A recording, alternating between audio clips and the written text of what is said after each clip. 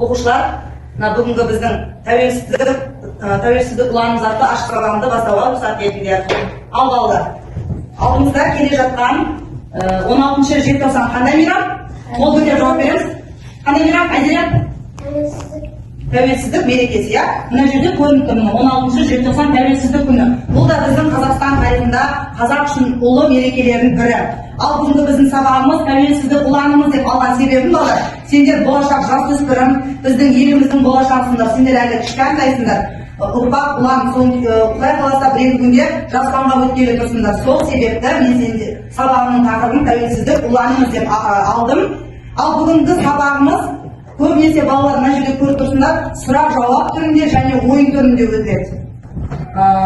Сабақтар кішкене бастамас бұрын мен сендерге кішкене түсініктеме беріп өтейін осы тәуелсіздік жайлы. Алдымызда еліміздің ұлық мейрамы тәуелсіздік күні келе жатыр. Иә, бұл шын мәнінде де ұлы мереке. Бабалардың талай ғасыр аңсаған арманына біздің ұрпақ қол жеткізді. Бұдан артық қуаныш бар ма? Бақыт. Адамның ең басты бақыты тәуелсіздік. Ұлттың да басты бақыты осы. Біз биыл бұл мерекенің 34 жылдығын тойлағалы отырмыз. 2003 жылы Қазақстан Республикасының алғашқы президенті Нұрсұлтан Әбішұлы Назарбаевтың жарлығымен тәуелсіздік жылы деп жариялауында үлкен мән бар.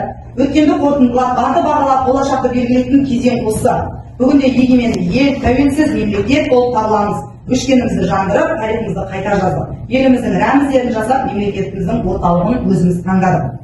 Ал мен сендерге бірінші балалар сабақ бастамас бұрын кішкене бір видеоны көрсетейін, түсінікті болады. Ол сипалы сабақ сұрайын. Сәлем пайдана, деді сабақ сенің сұрағыңды естідім. Жүр, мен саған еліміздің рәміздері туралы айтып берейін. Ал енді балалар, біздің сендерге айтып жатырмын, алдымызда 16 желтоқсан тәуелсіздік күні деп.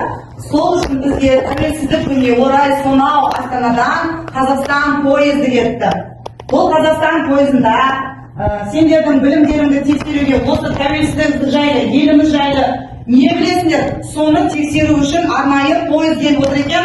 Ал бұл пойыздардың әр вагонында хат жазылған сендерге. Сол хатты алып оқып көрейді. Қайда бірінші кім шығады?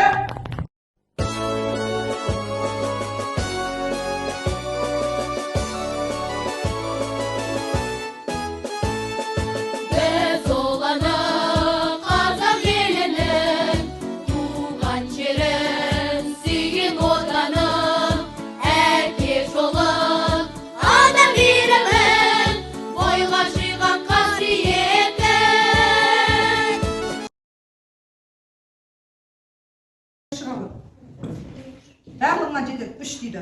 Тапсырма көп бұл жерде, балдар. Бұл жерде, мынау, балдар қараңдар біздің елімізді тудар тұр, ешқандай көлемісі жоқ. Елдің қайда тұрда, бұл бізде балдар білдіреді. Еліміздің көрнекті ғимараттарын табу. Қайсын тап, атын атап? Бұл Бәйтерек. Бәйтерек, атқа жарайсын. Жасолың қалыспа, қырандай ғарышта, еліміздің абыройын асқақтатып әлемге тоғыстайық байрағын. Көп білуге ұмтыламыз, өнер білім ғылымға.